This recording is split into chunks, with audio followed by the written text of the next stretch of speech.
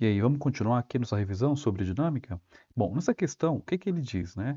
Ele fala o seguinte: dentre as opções abaixo, aponte aquelas que descrevem corretamente situações semelhantes à apresentada no vídeo. Se você quiser ver o vídeo, né, do experimento lá da USP, onde o cara coloca o ovo aqui em cima de um tubo preto, né, ele puxa, aqui no caso da bacia, o ovo ele cai praticamente vertical, né, tá aqui na descrição aqui embaixo, caso que você queira ver o vídeo, tá? Mas aqui a gente consegue destrinchar um pouco o que o vídeo aqui, na verdade, estava tentando demonstrar para a gente.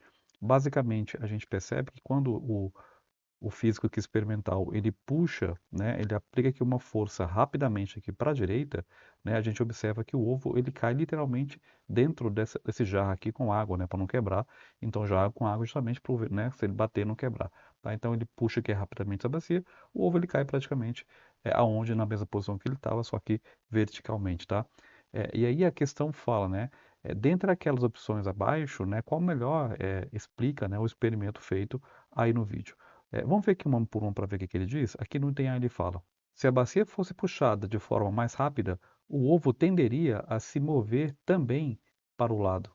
Não, quanto mais rápido você puxa a bacia, menos atrito você vai ter com o objeto. Então tem menos atrito, seria mais fácil o ovo de fato manter aqui a sua queda livre, no caso, né? Então aqui ele fala que o ovo tenderia a manter também a direção da bacia. Não, isso aqui está errado, porque o ovo, né, repito, né, quanto mais rápido você puxar, melhor, mas ele fica ali, ele vai cair naquela direção onde ele estava, né? Letra B. Se ao invés da bacia, o objeto puxado fosse o suporte, o ovo se moveria para o lado independentemente da velocidade do puxão. Isso também aqui está errado por quê? Porque, de fato, ainda o ovo continuaria caindo em linha reta por inércia. Então, basicamente, esse experimento ele demonstra a primeira lei de Newton, que é a lei da inércia, você já reparou, se você já percebeu, né? Então, aqui no caso, o item B também está errado. O ovo ele não vai se movimentar aqui com puxão, não, como aqui está falando aqui o problema. Letra C. Se o suporte e a bacia desaparecessem subitamente, o ovo sofreria uma queda sem se deslocar para os lados de forma semelhante ao do vídeo, correto, né? Porque justamente essa é a ideia da inércia, né? Um objeto está parado, ele quer continuar parado, a não ser que uma força o faça entrar em movimento.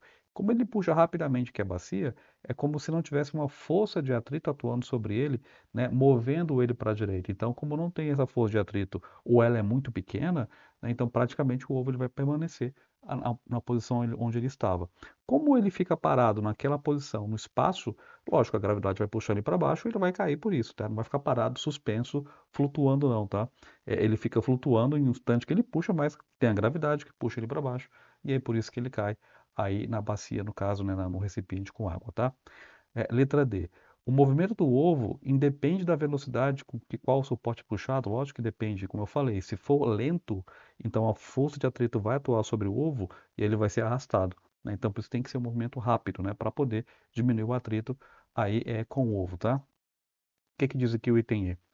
Se a bacia fosse puxada de forma mais lenta, o ovo tenderia a se mover também para o lado correto, né? Então, aumentaria o atrito e o ovo iria junto aí com a bacia, conforme ele puxasse mais lentamente a coisa, né? Então, basicamente, aqui o item E aqui está correto e também aqui essa afirmação aqui do item C também está correta, né? Então, essas duas são corretas, o resto está errado.